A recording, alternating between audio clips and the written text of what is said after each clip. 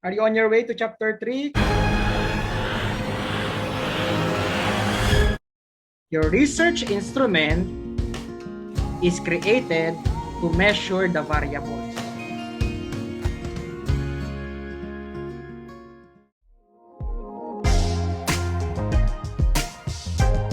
This can be either independent variables or dependent variables. Example, dependent variables. Coffee intake. Ang dependent variable, for example, number of hours you remain awake. The independent variable is the cause. The dependent variable is the result. First step in making your research instrument. Identify the variables that needs to be measured. Okay, for example, here in our statement of the problem. Wow, faith life. We need to measure the faith life challenges. Coping strategies. Yes. Now, step number 2, we determine if there are available research instrument for the said variables.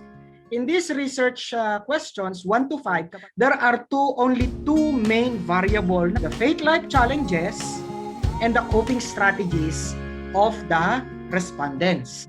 Database search, we have Google Scholar, we have ResearchGate, Science Direct, ProQuest, ERIC, and so much more. Okay, if there is no relevant instrument existing, what are we going to do?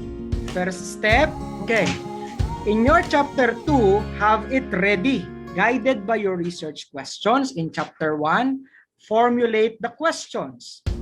So the first research question is this. Your question is all about the demographic variables like gender, age, and position in the church.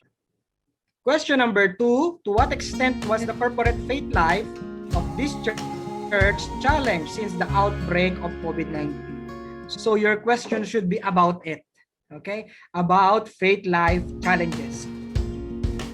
What coping strategies in response to the faith life challenges were employed by the church members? So we are interested to find out about coping strategies, okay? The author of this research will utilize two research instruments. Number 1 is all about faith life challenges. Number 2 is all about coping strategies. Reflect if the drafted questions can generate information needed to answer the research questions. What if there is a relevant instrument? In your Google Scholar, just type here the variable. For example, coping strategies. Questionnaire. According to Carver, 1997. Brief Cove Inventory.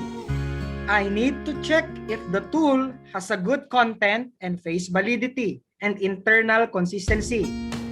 Number 2, okay, seek permission from the author to use the tool. Conduct pilot study.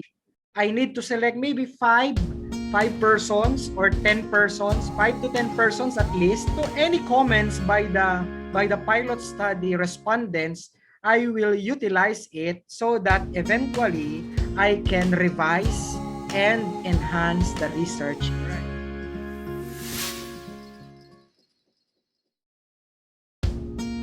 What are the parts of the questionnaire?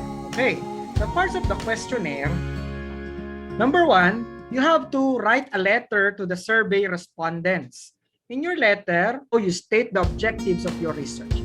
Briefly, the assurance of confidentiality and anonymity, the confirmation of their consent, okay? Upon proceeding with this survey, it means that you are consenting to be a respondent to this study. Number 2, instruction, how the respondent should answer the questionnaire. Make it simple and understandable. Next, socio-demographic questions. Name, write their optional. Okay. The age and the gender, the sector. The educational attainment, position in the church.